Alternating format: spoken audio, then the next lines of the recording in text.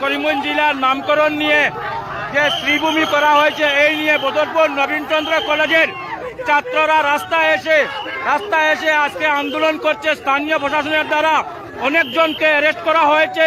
বর্তমান আপনারা দেখতে পাচ্ছেন কিরকম রয়েছে দৃশ্য বদরপুর চৌমাথায়।